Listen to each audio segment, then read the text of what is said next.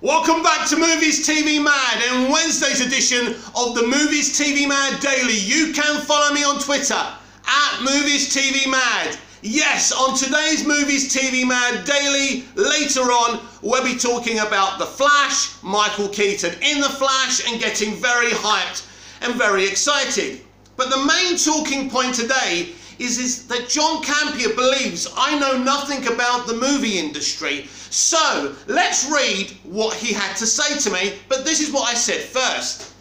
By the way, he's now gone on to block me because we all know these people can't stand a constructive debate. No, it's all about what they think. Let's be absolutely clear here. People like John Campea and Grace Randolph are dinosaurs.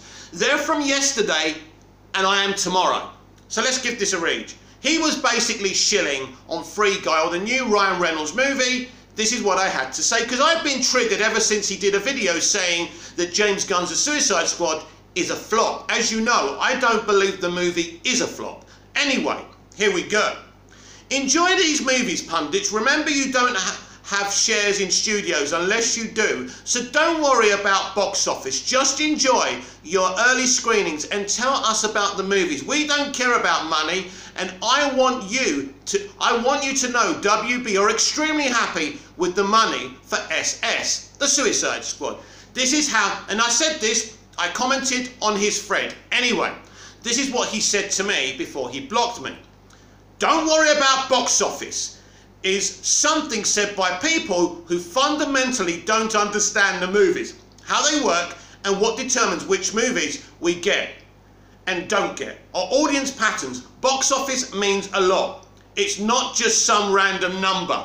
First of all, John, I didn't say don't worry about box office. I meant you, in your conversations, don't worry about box office. You took out what I said out of context purposely. But now I'm going to show you what else I said to him to cause him to block me. So let's continue. John, I never said I understood box office, but the truth is you're calling the film a flop. Shows you don't understand box office either. But luckily for me, I watch and talk about movies because I like movies. I don't have any shares in studios. I go on. The cultural obsession with consumers and pundits talking more about box office rather than the actual movies shows a big problem with the conversation around film. Prove to me after its global run that it will be on a loss. Then we will talk. Till then, enjoy your pool. Peace. Right. But then I carry on because I can't help myself because he's triggered me. But let's break this down. I, a non-WB shareholder, doesn't understand a play, a film, a story. I'm watching because I don't care about the box office. I think, John, if you understood the industry, you would still be working in it, because he claims he used to be part of the industry, right? No, a flop is something that takes less than its budget by its final run. But of course, people these days call a flop what they think should have taken more money. I then quote tweet what he said to me because I'm that triggered. I'm glad to see John has seen the final global run and knows that the film will earn less than its budget. I'm glad John knows exactly how many subscribers and sponsorships the film brought to HBO Max. Sounds like I'm not the only one who doesn't understand. I thought that was a great quote tweet by me, even if I do say so myself. But you know what? At the end of the day, you are dealing with dinosaurs. Because the truth is, and it's not just Campea, it's not just Randolph, it's not just the YouTubers, but it's you, the consumer, as well, who simply don't understand what's happening here. Because from the moment The Suicide Squad was announced as a day and date, and it was going to be on HBO Max, it had already made its fucking money back and beyond that. If you knew the figure this film made before a movie cinema ticket was sold, your head would open up and you would go insane. We are talking about Aquaman money before they sell a ticket for the movie theatre, or the Joker money. That's the type of money I'm talking about. And you don't believe me, do you? I know the figures. I understand, you see, John, because I do know what's going on. As I said before, I am tomorrow and you are yesterday. You are, my friend, a prehistoric dinosaur. The box office matters, and if you think the box office doesn't matter, the box office mattered, right? That 26 million, and by the way, they keep on chucking that 26 million and not mentioning the other money it's made globally, right? This movie, even in terms of movie theatres, by the end of its run, will make a little bit of profit. Not much, right? I've tried to not go into the pandemic, but the variant, or whatever you call it, right? The Delta variant is very serious in America. It's hit all over the world, and now it's hit America. You know, hospitals are full. They don't know what to do. People are angry. You know, there'll be lockdowns again. It's very, very bad in America. It spread hugely because when it hit India, people didn't close their borders to India. There's nothing wrong with India. I love India. I love Indian people. I used to live with some Indian people when I rented a room and shared accommodation. They used to make me curries every night. We used to sit up all night drinking special coffees that they made me. I have nothing against the Indian people, but that's the fact. This is why this Delta variant has hit. As soon as you know a big variant in a country, you must close your borders to that country. But we're not here to talk about that, right? So the Delta variant is a big reason why this film got 26 million and not more, right? But it's irrelevant now. It's still going to do well. And we've already discussed the kind of money you make on streaming. So as soon as the day and date was released, right, everyone went mad. You know, actors, directors. Why didn't Warner Brothers shit themselves when Christopher Nolan was destroying them publicly, calling HBO Max a terrible streaming platform, calling Jason Keeler a terrible CEO? Why didn't they just bend the knee to him? Have you thought about it yet? Because I'm right. Because they were making so much money off that day and date announcement, they didn't give a shit about Christopher Nolan. Christopher Nolan is one little talented director, and in the scheme of things, he doesn't matter. He is also yesterday. He is also yesterday, and his obsession with the movie theatrical experience is yesterday. It is dead. The movie theatre experience has been dying for a very long time. Firstly, because of the type of films that are coming out. Films with a lack of variety. Capes, Star Wars, Fast and the Furious. That's all we're watching anymore, right? People won't pay for indie movies. It's sad, but it's true, because they can watch them from home. I keep on hearing stands when I've done live YouTube videos and on Twitter. I prefer the movie experience. You're a stan. You would. But you're not the broader audience, because the broader audience don't give a shit. Give a shit about the movie experience, right? People came out to support Black Widow so Marvel could have its big opening box office. Then they sat at home basically binging Black Widow on Premier Access. The paradigm shift has begun. First of all, they'll start you with Star Wars on Disney+, then they'll start you with MCU on Disney+, as we've seen, very successful. Then you'll get Peacemaker on HBO Max. Then it's Green Lantern, where talk about the new Batman series, that could be Arkham related, by the way, all these things. Then you're going to say, bloody hell, I just watched a movie with a movie budget on my fucking telly. Why would I go to the fucking cinema? You stans feel differently, and that's fine. But basically, what Campea said to me proves he doesn't understand there's a paradigm shift, and he doesn't understand or doesn't want to understand or ignores the paradigm shift.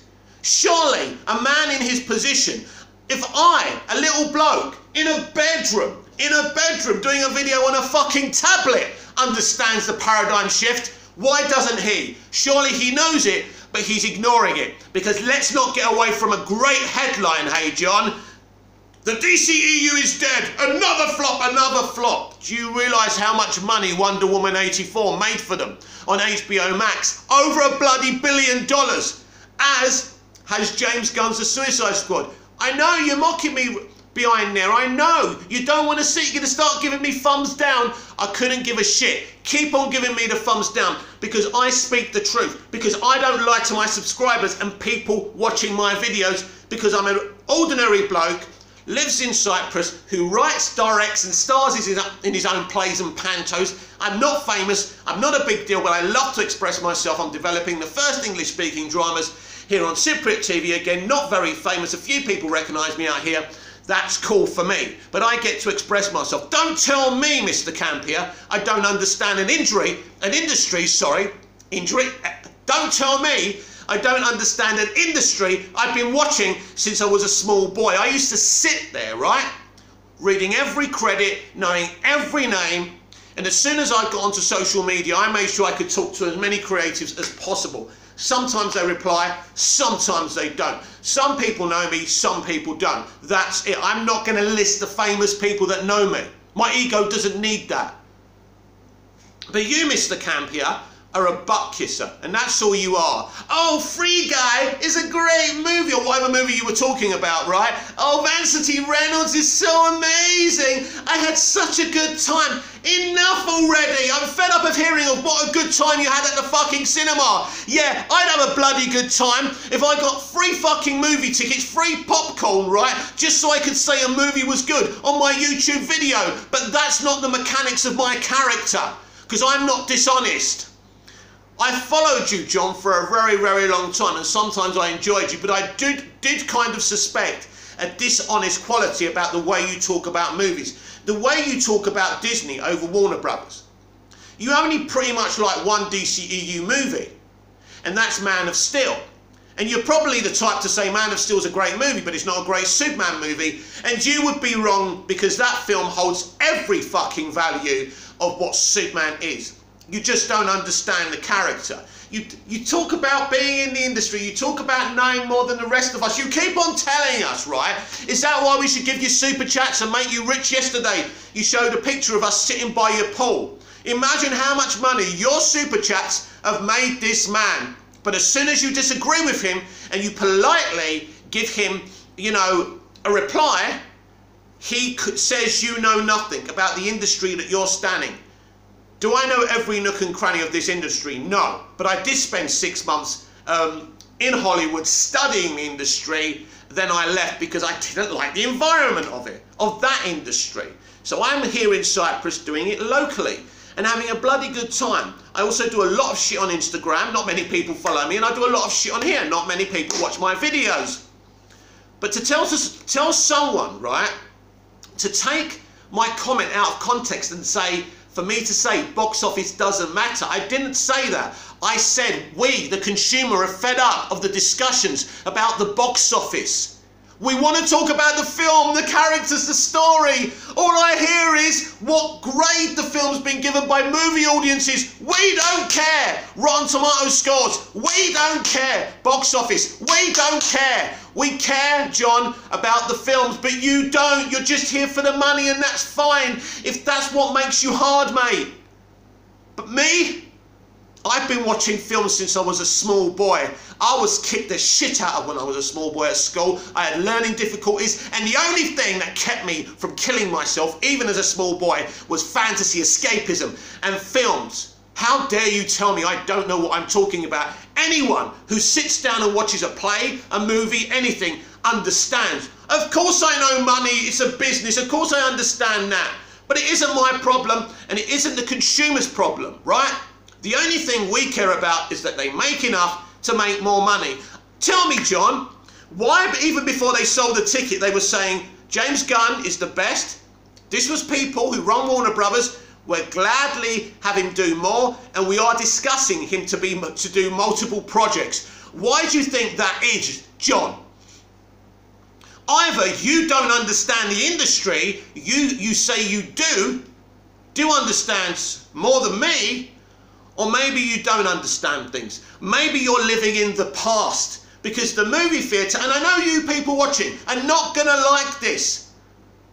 Let me give you an analogy. Let me give you an analogy where movie theatres are in the entertainment market. They're the VHS. They're the VHS video cassettes when DVDs came out. Movie theatres now are DVDs when Blu-rays came out. The movie theatre concept is now a Blu-ray, now we have 4K. Now do you understand where the land lies in the scheme of movie theatres. They'll pocket that 26 million. They don't give a shit. They don't give a shit. Have you heard someone, anyone from Warner Brothers come out and say, we are disappointed, right? They probably will, but they're not disappointed. They're never going to tell you what I've told you today, how much money they're actually making from the day and date. We've already seen how much money Disney have made, and that's just from people buying Premier Access. But what about the sponsorships? What about the subs? If you've got a big movie that's supposed to be exclusive to movie theatres, people will come. As they said in Field of Dreams, people will come. Because in a pandemic where 1 minute you're free and then the other minute you're not, the most consistent factor is for the consumer and the audience to be able to watch films from their own home. We now know, even with huge COVID, even now in America, they can still make the films. They can still make the films, they've got their practices, you know, they can mask up in between takes and they know what they're doing. So that's not an issue. So the only issue is, how do we get to see the films? So it will be with specially made films like offshoots like Peacemaker at first, but slowly and slowly the movie theatre window will shrink. They're already shrinking it. I noticed that WB have signed a deal with a movie theatre company, one of the biggest in America. I forgot their name. But at the end of the day, the movie theatre, the box office, when you've got a day and date, is irrelevant. Now, John, next year, they're leaving day and date behind for now. For now. So next year, when the Batman comes out, if it makes 26 million on its opening weekend without much COVID, then we can say it's a flop. We can say it's a flop. That's it. It's a disaster. I will agree with you. But what you did by calling it a flop and saying this is disastrous and disappointing and the film cost 180 million, when we both know damn well it's already made its money back being on streaming, being on a day and date release. You know it and I know it. So to tell me that I don't know anything about movies, box office and the industry, and saying that I just think it's a figure, of course I know it. I talk about it all the time. How many times have I said to you guys that this is not just an entertainment franchise, it's a business. I know it's a business, John. Don't condescend me. So disrespectful and condescending. You don't know who I am. Many people don't know who I am, and you don't know my knowledge, but at the end of the day, I came in with a respectful comment, and then you had to come out and disrespect me. But why did you disrespect me, John? That's the question here, my friend. Why did you disrespect me? I tell you why. Because I triggered you. Because I spoke the truth. I said it's time to stop talking about the box office. Because it is. You guys hardly talk about the movies. You're not interested. You talk about everything else but the movies. And it's mostly negative, unless it's MCU. I noticed the Black Widow conversation was buried under the carpet with you. The truth is, John, you may have been a little office boy somewhere in the industry, but you're nothing to do with the industry. You may know a few people now, but you, my friend, are a dying breed. You are a dinosaur. You are yesterday, and people like me are tomorrow. You don't understand the modern day industry. You don't understand how much money these companies are making from streaming. Why do you think Disney and Warner started doing streaming? You don't get it, John. Ultimately, your little movie theatre experience will be a little experience where they make 10% of the full profits on. That'll be it. It'll be your VHS, it'll be your DVD, it'll be your Blu-ray. That's it. This is where we're heading. The new normal is huge blockbuster tempos on streaming services. And if you don't understand that, and if you're in denial of that, then you haven't been paying attention. The Batman spin-off show gets Arkham working title. Wow, what could this mean? It could be nothing, by the way, but it could be something. An upcoming The Batman spin-off series has a new working title that hints the show may be centered around Gotham's infamous Arkham Asylum by Tess Screen of Screen Rant. An upcoming Batman spin-off series has a new working title that hints the show may be centered around Gotham City's infamous Arkham Asylum. The Batman film starring Robert Pattinson and directed by Matt Reeves has been highly anticipated since the announcement of its planned release date in June 2021. However, the project has faced numerous production delays due to the COVID-19 pandemic and was shut down several times last year. It is now set to be released in March 2022. Pattinson is the newest actor to take on the DC superhero role. He will replace Ben Affleck. He's not replacing Ben Affleck because they're not even set on the same earth anyway, who was initially set to direct the film instead. No, not true. It was a different film. Instead of Reeves, as well as reprise his role from Batman v Superman Dawn of Justice and Justice League. Pattinson is joined by a host of big names fleshing out the rest of the cast, including Paul Dano, Zoe Kravitz. Well, let's be fair, Zoe Kravitz isn't a big name. Colin Farrell, huge. By the way, if you've never seen his classic, his best film, Phone Booth, go and watch it. Phone Booth is one of my best films of all time, my favourite movies of all time, and Kiefer Sutherland drives that movie with the tone and the intensity of that voice. Peter Sarsgaard and Jeffrey Wright. While the specifics of the plot remain unknown, it has been confirmed that the Batman will focus on a younger version of the Caped Crusader in his second year as a crime-fighting vigilante. It will also be a detective story with Batman facing off against a range of villains from the original DC Comics, including the Penguin, Farrell and the Riddler Dano. The upcoming The Batman spin-off series was announced in July 2020. It will be developed for HBO Max and already has Reeves on board as an executive producer, while Joe Barton will be taking over for Terrence Winter as showrunner. According to a new report from the Illuminati, the Batman spin-off may now have a working title, Arkham. What's more, the report says the main story of the series is likely to be told from the perspective of a corrupt Gotham police officer. We already knew that though, didn't we? Echoing similar things that have been said about the show in the past.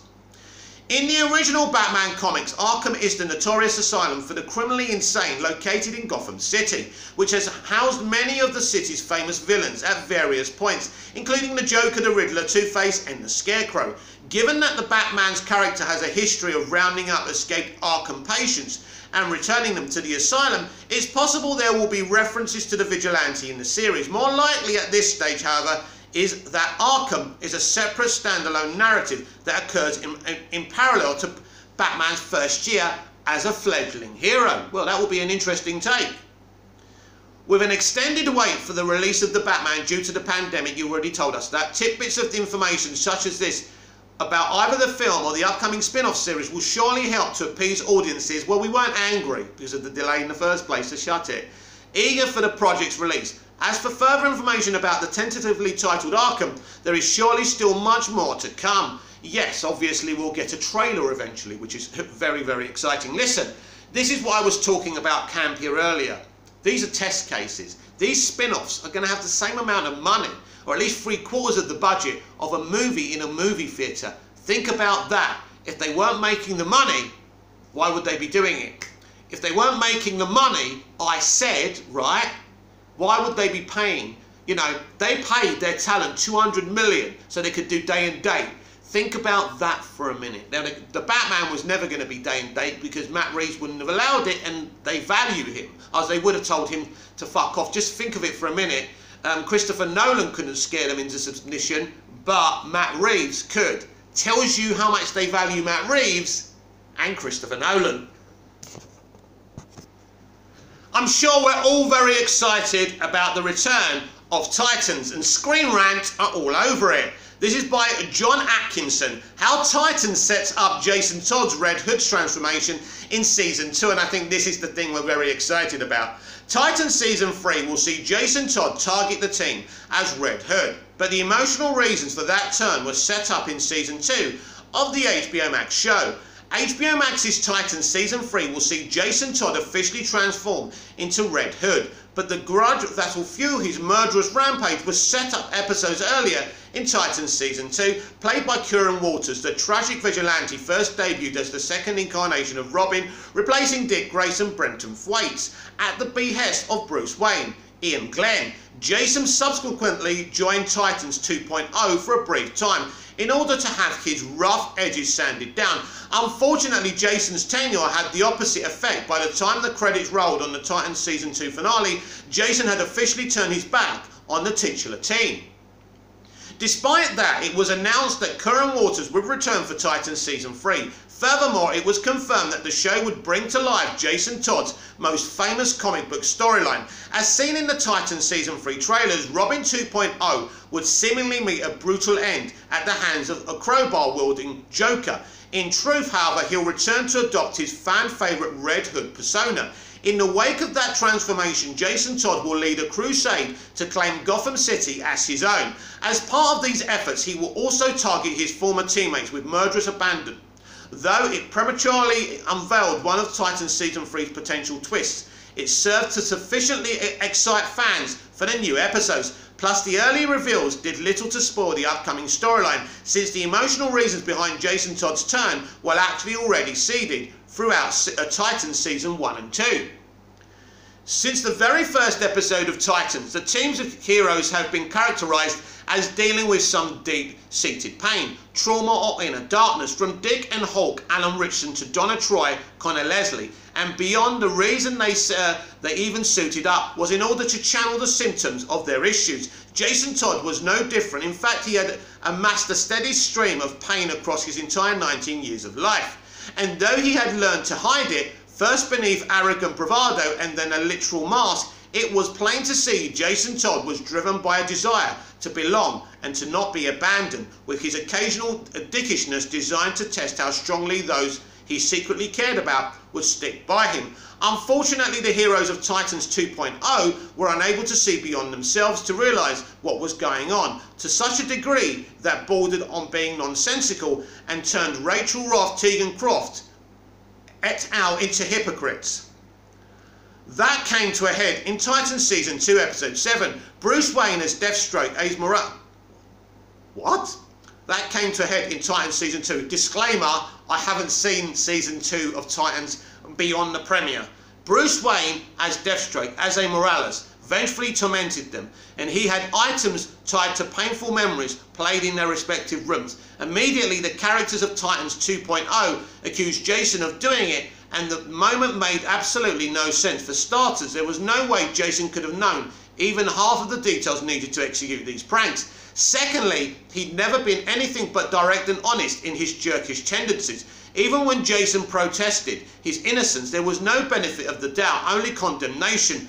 Given how the Titans openly supported each other, forgiving similar arrogance and some truly dark actions, it was understandably painful that Jason was never afforded the same compassion. Even when the truth came out, there was not so much as an apology, even though the accusations almost drove Jason Todd to suicide. And I definitely have to watch Season 2 to get ready for Season 3. I've seen the first season, I've loved it. I just didn't get the time to watch Season 2, unfortunately. On top of everything else, Jason was also dealing with some severe PTSD from torture and a near-death experience. Had any of the other Titans merely checked on him, they could have realised he wasn't even remotely capable of pranking them and helped him properly. Instead, as the imaginary Bruce Wayne said, they hurt him, ostracised him, humiliated and lied to him. Between that lack of care and his one thread to humanity, Rose Chelsea Zhang betraying him, it already made sense why he'd reaffirm his fearful barriers and go scorched earth on everything. As such, while Jason Todd Red Hood's reaction in Titans Season 3 will be insanely extreme and exacerbated by his death and more, the Titans nevertheless, yet again, helped to create their own demons. This is a very good point and a very good article by John Atkinson. Well done, John. Great article. I really enjoyed reading that. Yes. Look, this is one of the most beloved, comic book story of all time. This is something that really destroyed Batman, seeing this character's death. Now, originally, this character was killed because nobody liked Jason Todd. The comic book fans reading him just missed Dick Grayson, to be honest with you. That's why they killed him. Did they let the fans vote on that as well back then? I think they did. So, I can't wait to see this. And there is another article. So, we have another article here. And this is from Screen Rant as well. Red Hood will conquer Jason Todd's fear in Titans Season 3. Going into Titans Season 3, Jason Todd, Curran Waters, is on a mission to conquer his fear and he'll use his new Red Hood persona to do so. By Rachel Abernathy of Screen Rant, Red Hood will help Jason Todd conquer his fears in Titans Season 3. After a longer than expected hiatus, the one-time DC Universe show returns for Season 3 this week. Titans last released new episodes in fall of 2019 and was expected to return sometime last year. However, then the coronavirus pandemic delayed the production. Then that plan was changed considerably. In another major alteration, Titans Season 3 will air on HBO Max. The first 3 episodes debut this Thursday. Wow, and I don't have HBO Max. With the rest rolling out weekly afterwards. Titans Season 3 will feature significant developments for the DC team, from the expected resurrection of Donna Troy, Connor Leslie, to the introduction of Barbara Gordon, Savannah Welch. However, it's perhaps the arrival of Red Hood that has drummed up the most excitement, as one trailer for Titans Season 3 have confirmed. Jason Todd, Kieran Walters, will seemingly die at the hands of the Joker, thus making way for his transformation into Red Hood. Though it initially looked like the series would avoid that particular step of the Red Hood story, Titans instead appears to be going all in on the darkness of this arc, and I can't wait to eventually see it. Jason's Red Hood persona will serve a bigger purpose when it comes to his deeper psyche, says Walters. While speaking to TV Line ahead of the Titans premiere, the actor teased Jason's overall goal for Season 3. Jason's mission this season is to get rid of this fear that he has, and the only way that he feels he can conquer this fear is by, in a way, hitting back as a Titan, but with a different outcome. If that makes sense, he said, throughout this season, there's a lot of finding who he is as a character. This appears to reference his new alter ego, which is vastly different from the heroically positioned Robin.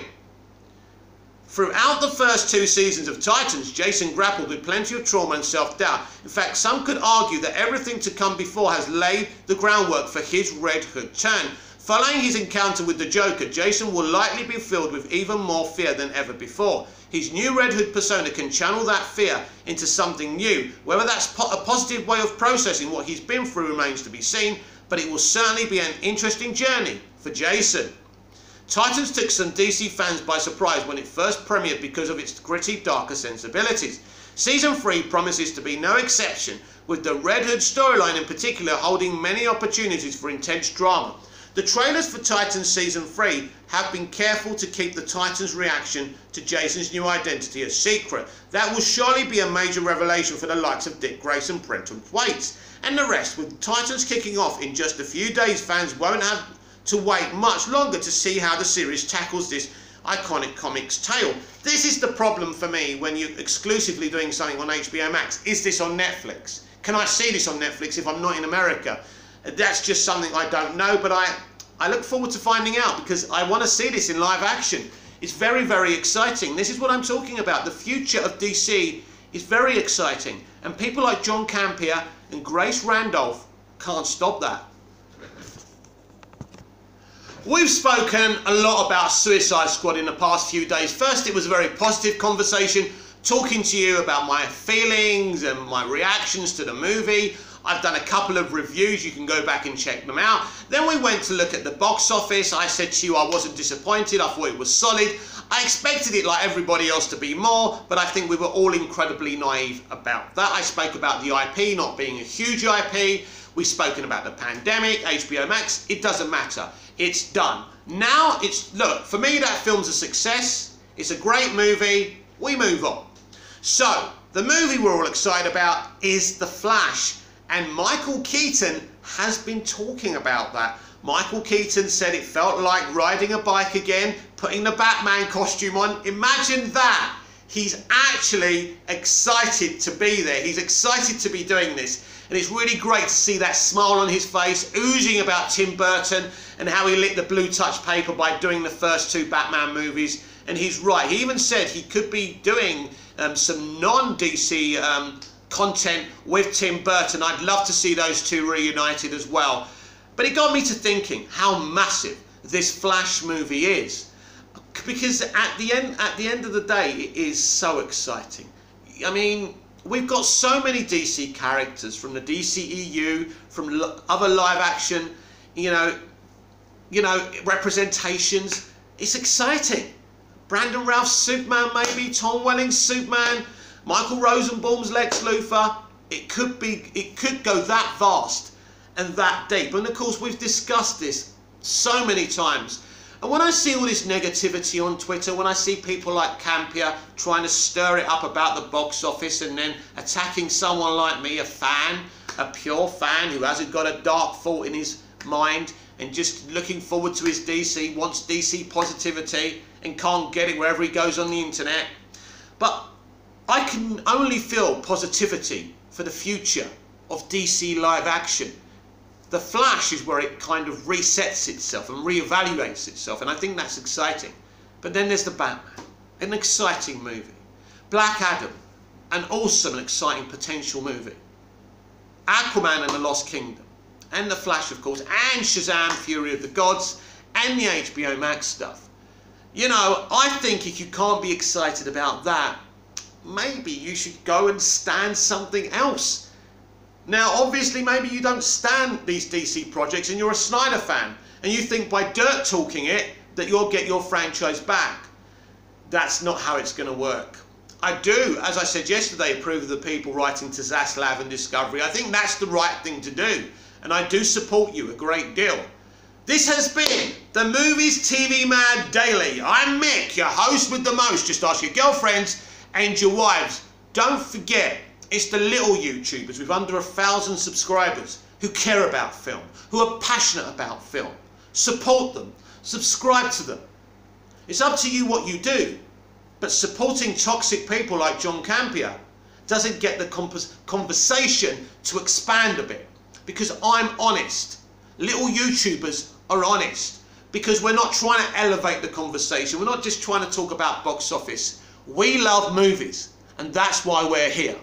Please like, please share, please subscribe, tap the little notification bell so you never miss this perfection, and I will see you again soon. Until then, goodbye.